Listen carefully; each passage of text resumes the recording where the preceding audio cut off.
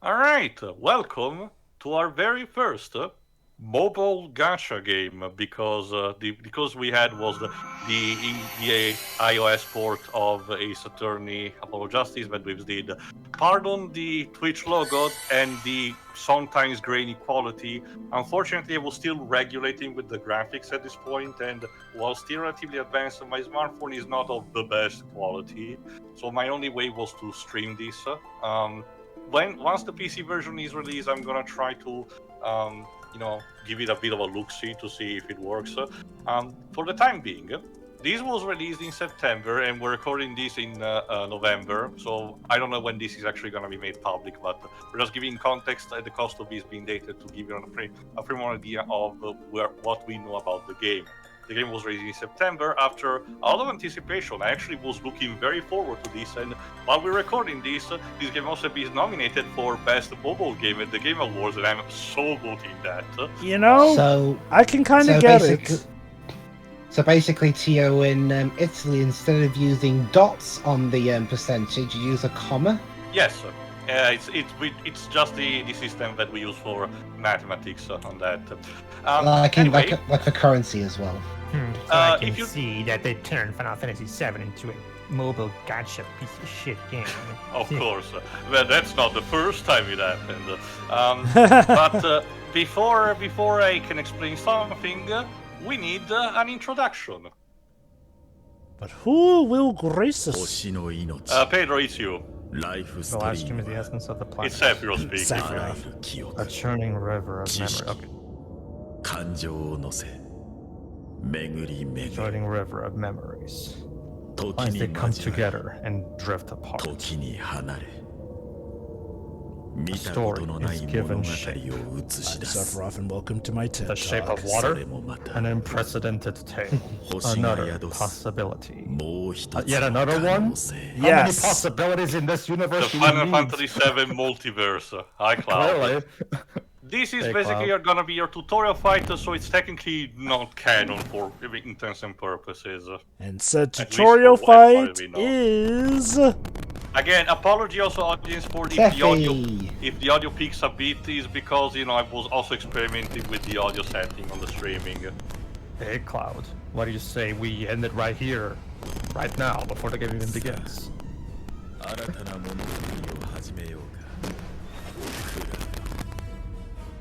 Alright, so I know what you might be thinking. What does the battle system work? What if I told you, Pedro, that it's basically the one from Final Fantasy XIII without the auto button? Yeah. Oh, okay. The bar feels on top, on the bottom. You have a set of skills that you can use that you pre-equip before the battle, and each skill costs a top amount, a certain amount of the bar. And you choose the action to do and to do. The character will routinely attack regularly, but those are basically chip damage. What you're supposed to do is to use your skill in the right sequence, Again, don't worry about this is just basically a demonstration. The real fights will be more clear in how your skill gets performed. That This is being... basically a tutorial anyway. That This will being... also give you an idea of what kind of game it is, because also this is a new arrangement remix of One Million Angel, and for a change, I actually like this. And there you go. Zack out of nowhere shows up. He's a Crisis Core version of the late game. You can judge it for the haircut. Plot twist, Cloud was Zack the whole time. No, this basically gets to give you an idea that in specific in a couple of fights you can even build a party that you want that defies the timeline, and you can have Cloud and Zack fight together alongside with Barrett. If I recall correctly, the game does actually give a story reason for this. No, it's just in case you want to do the gameplay. The game will clearly tells you when you're doing the story, will tell you can make a party of your own, but if you complete this with the party that is suggested by the story, which will give you by default, and you can edit if you want, will give you extra rewards. So it's highly recommended that you just stick to what the game tells you.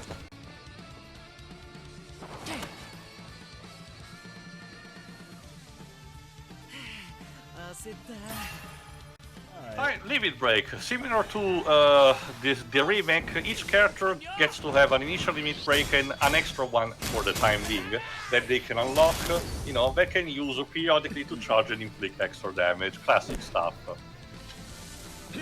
Nifty. You can cut my body if you wish, but don't you dare damage my hair. I worked real hard on that. Yes, yes, we went. That's just. You know how long it took to grow this out? You know, Sheree. That's basically your tutorial to transition into the title. Go on. You know, Sheree, you joke, but in Crisis Core we do figure out just how much shampoo goes into Sephiroth's daily hair care. That begs the question, though, Jova. How much shampoo does it take to make Seymour's hairdo, though? Well, that requires more that's gel more than hair shampoo. gel rather than shampoo. Oh, sure. We start with, what else? The destruction of the Mako-Reactor number 8, and in order to be cheeky and potentially have their works cutting corners to get their work better, they just essentially repurposed the initial cutscene from the 77 remake. For the purpose of, presenting each story, the initial cutscene would, and some specific one would be properly in CGI. In the case of OG 597, it will have these kind of cutscenes taken from the remake. When it comes to the Crisis Core portion, it would use the one from the remake that got released recently. Which is fun. But for the time being, there is also an extra title, part of the compilation, that will use completely original material. So there is that.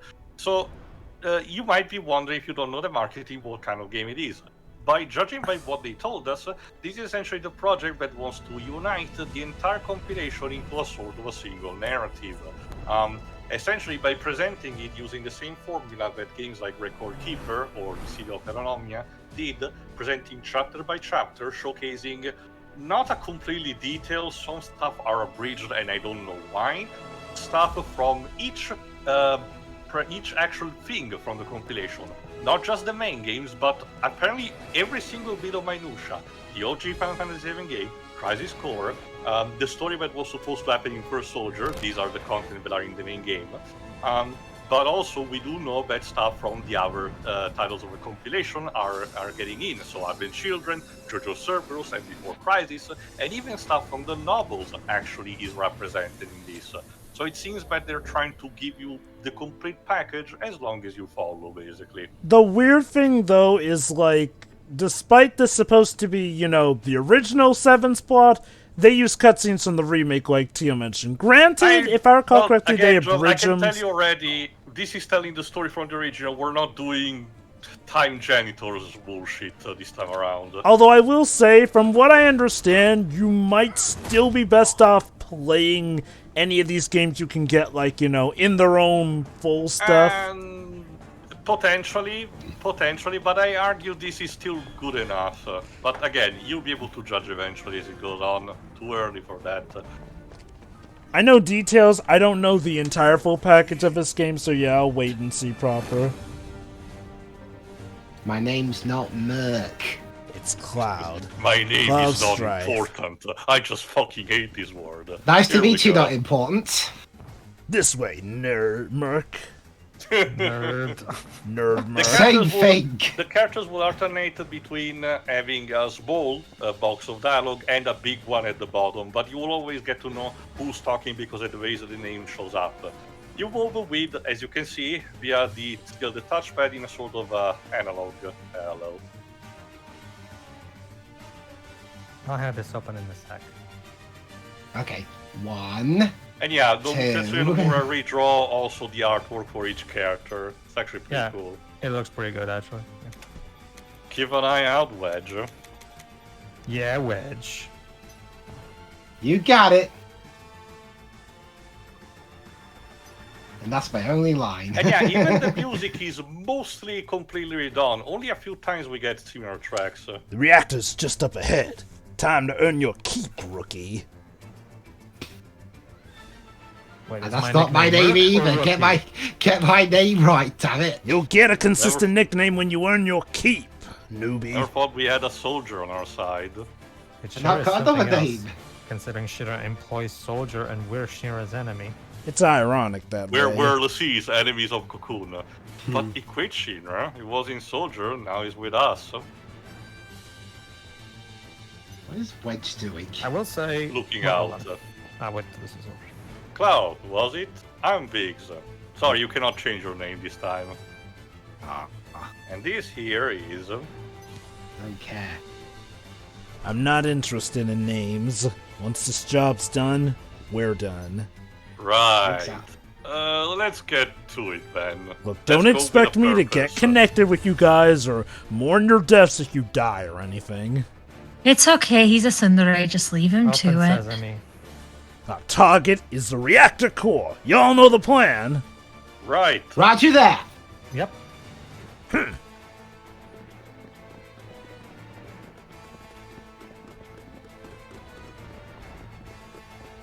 Don't think I trust you just yet, nerd. I also absolutely love the chibi sprite of Barrett. He looks like that character from Cloudy with a Chance of Meatballs. They're trying to Yeah, he replicate does. the way the original game looked. Yeah, I actually still like overall all the chibi sprites. Just in like really, really high definition. What you will see instead in combat, the characters do resemble more the appearance that they will have in the remake, you know. So we transition from having, again, replicating what we had in the original game, like Pedro just said. On the map, the models might look a bit less detailed, although in this case it's more of a artistic kind of choice. But instead, in game, they will be, instead more slightly more detailed. That's pretty cool. For this mission, you go complete already pre-equipped, so your character have 2 weapons to equip, only in this case just 1, but you have a second slot. 3 choice for materia, 1 for the appearance, the gear that they have, which might boost their stats or not, or have special abilities, and secondary slot in which you can give them weapons they normally don't use and you don't use in the party to essentially boost their stats. If you have any experience with gacha type of game, this is an easy mechanic. If I remember correctly, it was also in the game that Applebot is also working on currently, the near mobile Reincarnation. game. Reincarnation, thank you. I haven't been going in for a while. Go.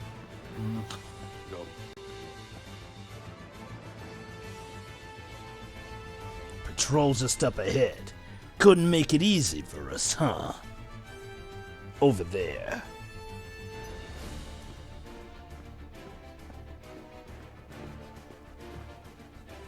Now's your chance to show me what you can do.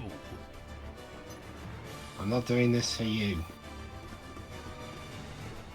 Again, Actually, he is doing it for them because they're paying him. Again, you'll see that while the events are retold, and some stuff, like I said, is slightly abridged compared to the normal game.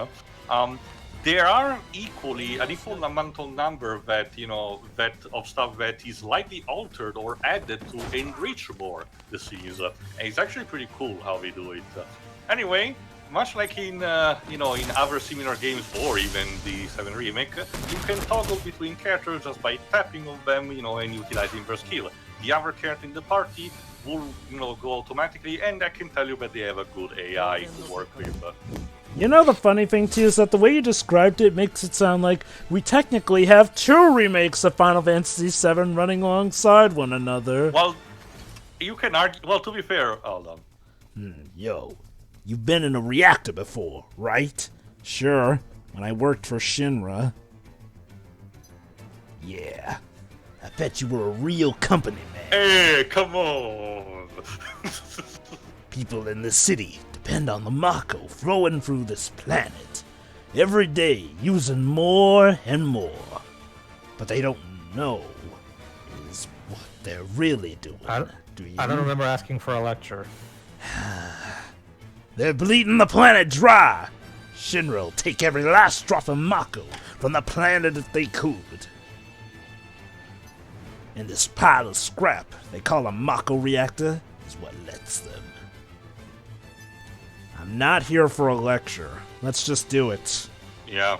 Exactly. Essentially, we have the lecture that was happening in the elevator here. Grr, I worked real hard on that lecture, damn it. I love. That's part of, remember, that was part of Barrett's character. He wanted to act tough as the leader of the Avalanche section in Midgar, but here Cloudman, he doesn't give a single shit about him. You also got the sense that while he claimed he didn't care about Cloud, he was trying to set Cloud straight. I mean, the group is part of eco-terrorism, so of course they will try. A couple of other scenes showcase, particularly some of the original ones that they added, will reinforce the idea that Avalanche tries to be, I won't say a cult, but will try to psychologically entice people into joining them. It's a bit hard to describe, but you'll see better in action when it happens.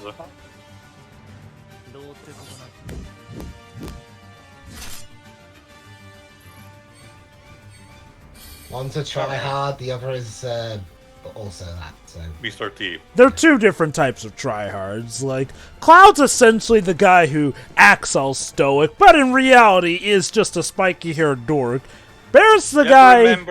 You have to remember the foresight that we have, around this point, Cloud's mind is also still readjusting, so to speak, so that's why he doesn't talk even that much in this initial part. I'll secure our escape. Thanks, Wedge. Just don't think about your endless supply of cats, thank you. Do they exist in this version? A bit. Getting the code to this door wasn't easy. Nah, So I at least get something out of this part, party maybe. the whole way. Cost us some good friends. A lot of boffins gave their lives for this. Yeah, basically. It'll cost us more than that if we let this reactor keep draining life from the planet. Hey, you're awfully quiet. No opinion on the matter? Not really. Why should I care? I get it all Cloud. that hey. Cloud, you do know what happened to the last person in fiction who didn't have an opinion on something? What? He got shot in the head. I don't recall that. Watch Pulp Fiction, you'll thank me later. Well, the Futurama episode with the Neutral Party came after that, and I'm thinking more of that. All done. Nice work, Jesse. We're almost there.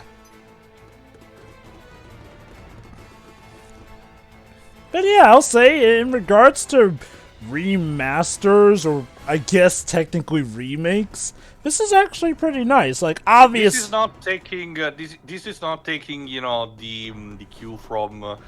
Not complete cue from Final Fantasy 15 Pocket Edition, but the sentiment is still relatively there. Also, I need to mention, now you're entering into a dungeon. This game, while not super big, this game does provide dungeon in which you'll move freely and have random encounters, and gather treasures that get at the end of it, and you will have also, a proper fight. Like I said, aside from a few occasions where they do use tracks from the remake part 1, a lot of the tracks in this are taken straight from the original and completely remixed with a different kind of tune. Actually I haven't checked yet who specifically is the composer of this, but they did a very good job in actually replicating, the instruments and the themes of melody. Probably a bit more than the remake part 1, if I had to argue. Some of the things do feel a bit more nostalgic compared to the remixes in there. I will say, at first you think, oh, it's just tracks from the remake, but no, on a closer listen, yeah, these are technically, once again, remixes. They will be cheeky in a sense that boss fights that had a personalized theme in remake part 1 will get that instead of recycling the same type of arrangement of those who fight fervor. So that's actually pretty nice. But you might have heard it during the tutorial fight, there's also an arrangement of those who fight fervor specifically remixed for this. I will say, I do think that the framing device for this is an interesting and somewhat clever one. Like, of course, start off with what appears to be a reimagining of Final Fantasy VII, but then slowly reveal over the course of the game that you're actually providing the go-to way to essentially have a player's guide to the 7 compilation while having it actually be a game that showcases the events proper. Your phone's ringing again. Damn, I thought I set it to vibrate. Now everyone knows where we are. Shit. Also, for comparison... Oh, no, it's an old one. They can't track this. Also, for comparison, the remix of the traditional battlefield is, if you hear the beginning, slightly more jolly, like in a bit of a sense in terms of, you know, how it starts. It's a bit weird. Also, the victory theme is quite possibly the most bombastic and uplifting I've heard it, like too. I said, the composer, or composers, I don't know how many there were, actually knew what they were doing. Just to mention, another way you can move in the dungeon if you're tired of just, you know, dragging your thumb on the screen is just to point in a bit of a map, and the character will automatically run towards it, running up and down on stairs if necessary. So at the very least, there is a bit of a foresight. If I recall correctly, this is similar to how Final Fantasy VII on mobile functioned, and yes, Final Fantasy VII did get a mobile port. A lot of Square Enix games tend to have mobile ports. When we blow this place, it ain't gonna be nothing more than a hunk of junk. Cloud, you set the bomb. Someone set up as a bomb. Shouldn't you do it? Nope, I'm supervising to make sure we're getting our money's worth out of you. Besides, I gotta make sure you ain't a Shinra spy. Go on. Whatever. That's clothesline, Cloud.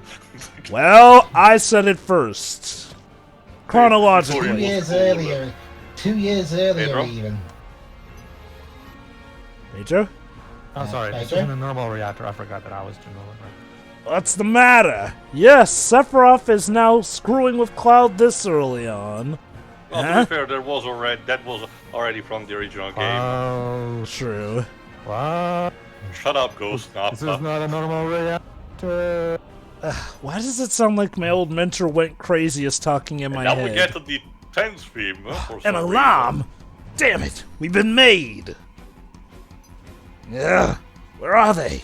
Where are they coming from? Also, you can tell that Barrett's dialogue is a lot more cleaned up than the absolute sailor mouth he was at this point in the game If I recall originally. correctly, the rating... There are some swear words, but not as much. Probably because of a rating. Alright, Scorpion boss fight. I mean, by all means, we gotta make sure our gotcha game is a-okay for kids. Although, to give this game some credit, from what I understand, it's not too predatory a gotcha. I mean, even... Yes and no. I can tell you for a fact, you know, just playing it regular enough, you don't really need to spend a single dime for what you need to do, you know. But more on that later on our part. There you go. This showcased that also the enemies can execute their special attacks in a particular way. And I know what you're thinking. Dang, I really wish there was a way to actually, you know, either prevent that or actually working. For example, he's preparing the attack. There you go, symbolized by that bar filling. Also, let me use the limit break quickly.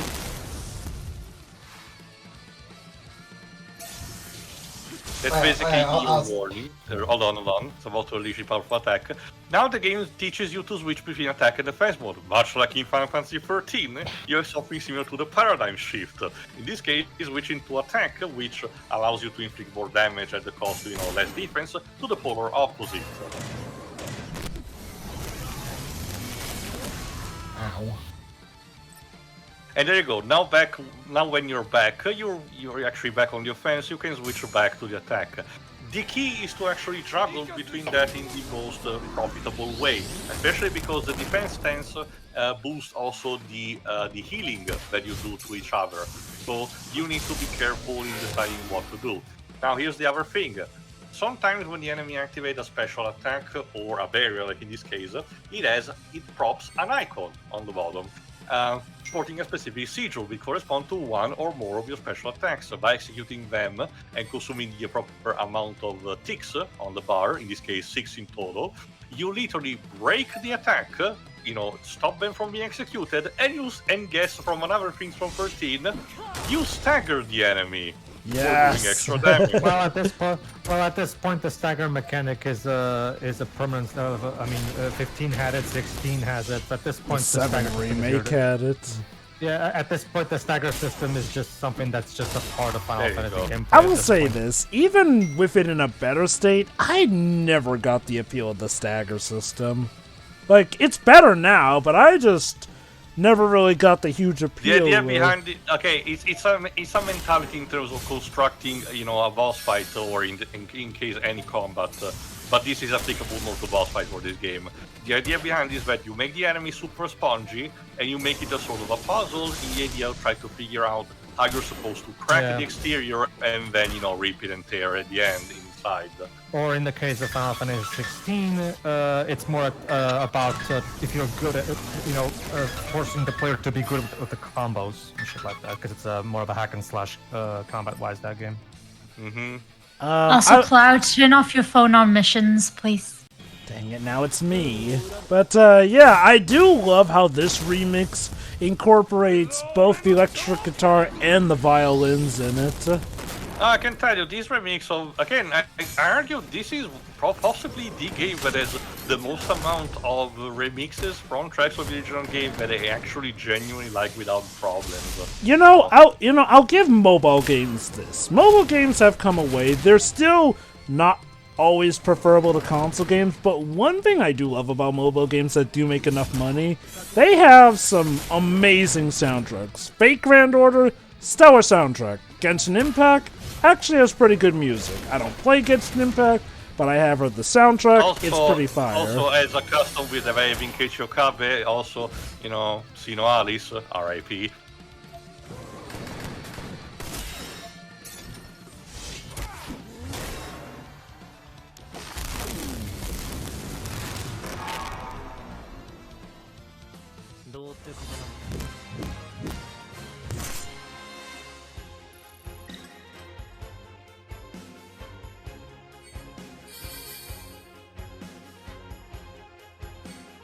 Anyway, blue crystals are the quote-unquote real currency, the one that you might be needing, spending real money to get. But like I said, not as much as Opera Omnia, but the game is generous enough in giving to you. But I'll give a proper demonstration in the next part, if I remember correctly. Alright, the timer's set. I said for 5 seconds. Wait, what? Then that's our cue to get out of here. Come on. Unfortunately, here's an example. Cloud sets it for 10 minutes, but the escape is basically showcased to you in a cutscene.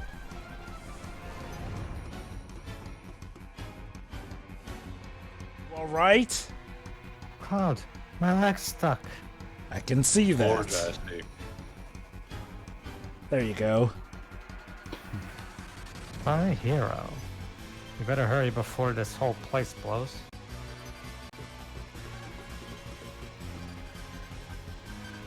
Come on, where is everyone? They're okay, right? Yeah, they're okay. With 1 about a minute minute left left on the clock. And we're back. Tapping nervously the defeat. Hurry up! We got 1 minute. It's less than that. Just haul ass. Again, even the Run! Faster! Over here, guys! Even the tense theme, it's very similar to the original, but you could still tell that it's remakes. Oh god damn it, Jesse. Again? Come on! What are we in SA2 now?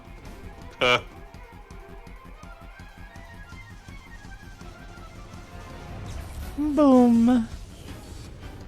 And your phone the explodes. fireworks.